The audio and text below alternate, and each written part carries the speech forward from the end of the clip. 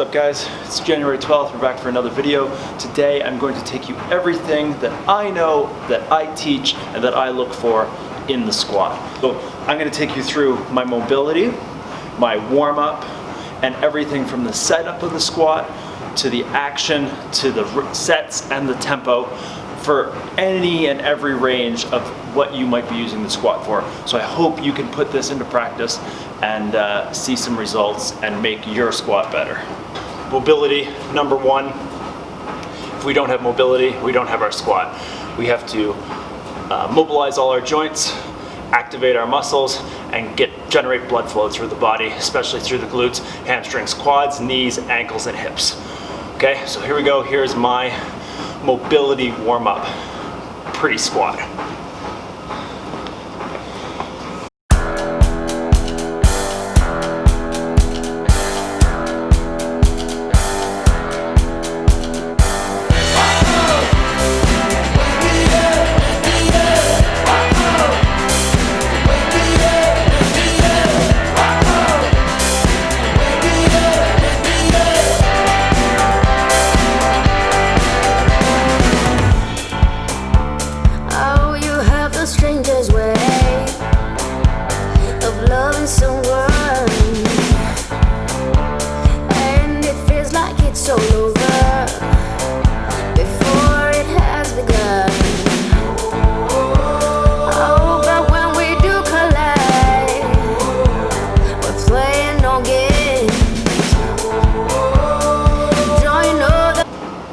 Ankle mobility is one of the many issues you might not be getting to depth in your squat.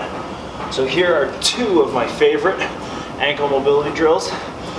First, just find an elevated box, and we're trying to push the knee forward over the ankle, creating greater flexion in it, simulating the bottom of your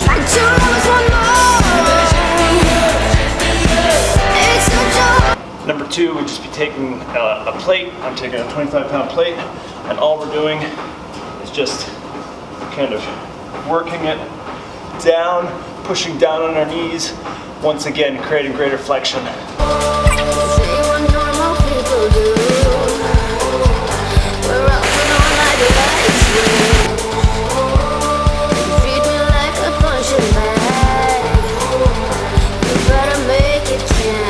Mobility and our warm-up out of the way, feeling good, feeling energized. Heart rate should be elevated, 120 to 140 range.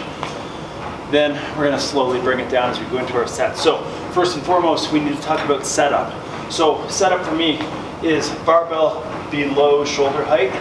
Whenever you're re-racking the barbell or unracking the barbell, you don't want to have to be going out of your way to get it off the rack or put it back on the rack. It should be an easy step in, step out for that. So for me, below shoulder height, somewhere between nipple height and shoulder height is perfect. I usually tend more towards the nipple. I like a little lower rack. I don't mind that little oomph getting it off the rack.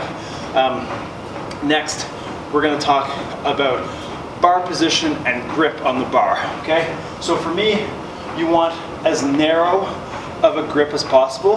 That's going to keep my upper back nice and tight, and that is going to stem down through my trunk into my lower back and core, keeping them tight as well. Okay, so we start, usually we go internally outwards.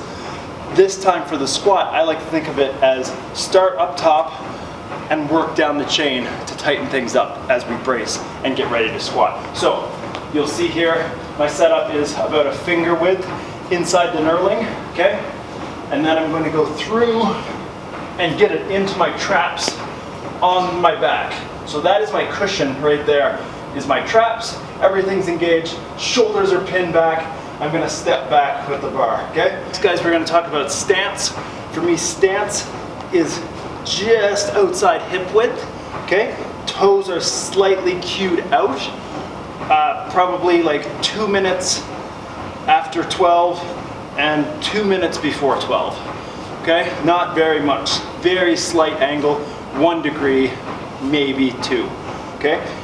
If you have to go wider, that's fine, as long as we have the mobility in your hips to keep those knees tracking outside and with the toe, it's fine to cue wider. For me, I have good ankle mobility, So there is a perfect mobility.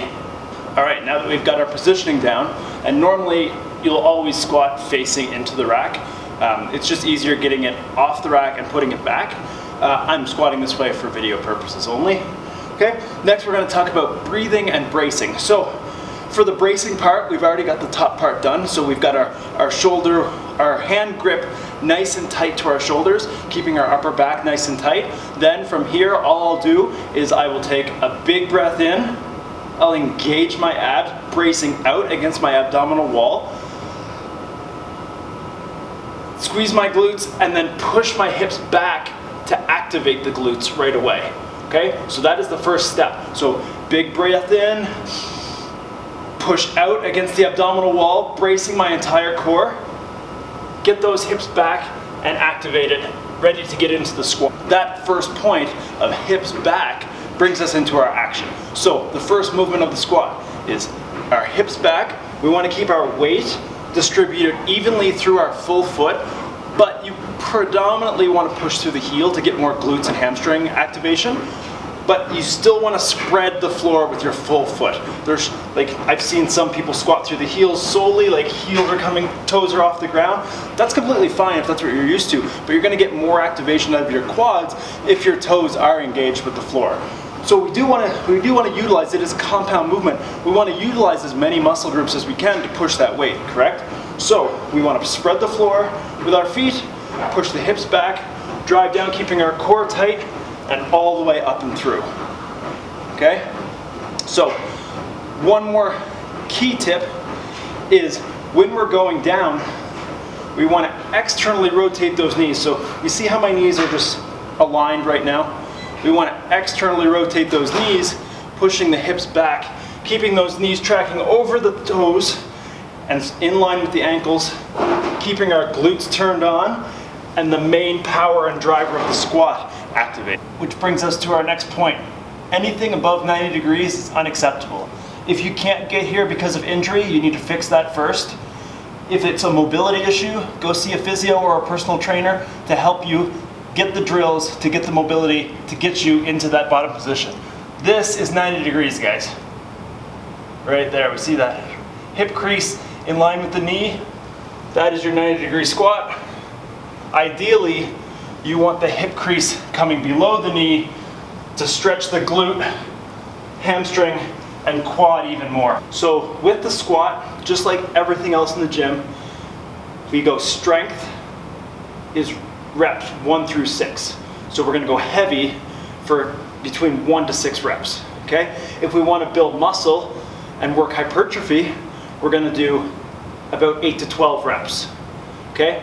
If we want to tone the muscle or increase blood flow in hypertrophy, we're gonna go 12 to 20 reps, okay? All the same, whatever you're training for, apply that rep scheme. So next we're gonna talk about tempo in the squat. So when we talk about tempo, we talk about 4 different numbers divided by colons, okay? So at the top of your squat is the first number. This is usually a 0 because we don't count, maybe it's a 1, okay?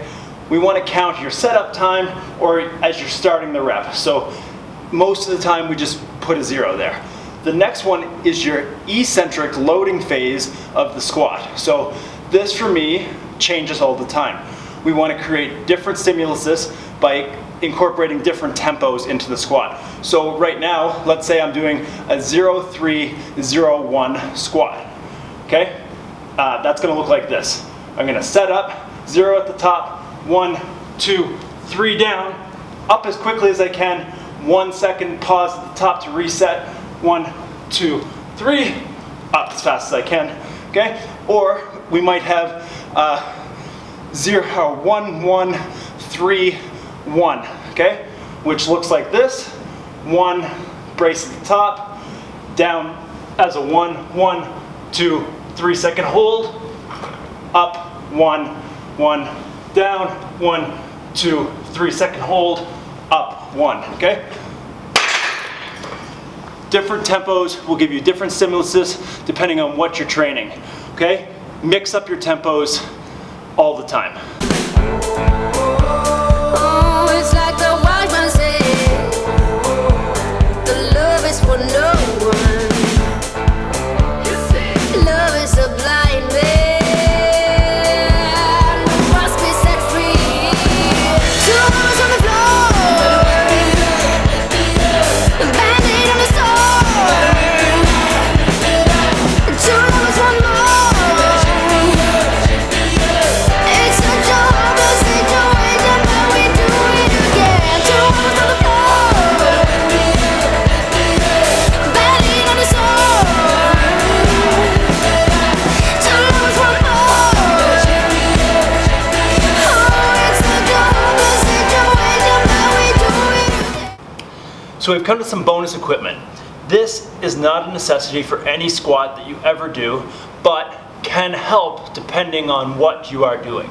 Okay, so first and foremost, the most important and the most questions you get will be about Olympic lifters. Olympic lifters are for that top 1% of weightlifters. It's really just going to secure you to the floor a little bit better, give you a firmer, flat platform to push through. These Romaleos 3s have a wooden sole or a corked sole in them and a flat insert.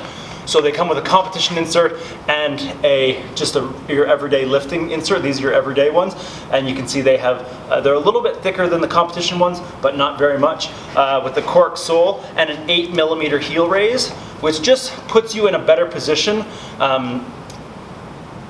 to decrease your butt wink and get your depth a little bit better, push through your glutes and heels a little bit better, and emphasizes just an all-round better squat in these. You will notice a slight difference as a squatter putting these on. I like the Romaleos 2s, and I've also heard that the new Romaleos 4s are amazing, but I have not tried those yet. Okay. Another big thing that a lot of people want to put on is a belt. Okay. So for me, guys, I will tell all my people, you don't need to belt up unless you're like getting upwards of double body weight. Your core is your brace. We want to build that internal brace as much as we can. So squat as much without a belt as you possibly can. When you get to the point, whenever you feel like you're either going to make or miss the lift because your core is going to break down, then you might want to put a belt on just for security purposes. You don't want to herniate a disc or anything like that. Lastly and thirdly, but not the least, are knee sleeves. So these are strong sleeves from Mark Bell, Slingshot. These are 7mm. They come in 3 different sizes: 3mm, 5mm, and 7mm. I recommend these for powerlifters or people who are squatting really heavy. A 7mm will bounce you out of the hole a little bit, keep you really snug, and they're really, really tight. The Reband 5mm I would wear for everyday use, just for keeping your knees warm. Same as the 3mm. I've never really worn those, but same idea, just keeping your knees warm. And while you're working out, or if you want to wear them for a full workout, you might want to go for the 3mm. Your everyday squatter, 5mm would be lots. 7mm competition. Yeah. So hopefully this video helps you guys. If you can take one thing from it and put it into your squat routine, I hope I did my job and I coached you well through that. If it does help you in any way, please give it a like. Send me a comment on what I missed or what you liked about it, and please hit that subscribe button and that bell notification for more videos coming soon. Thank you, guys. Until the next one.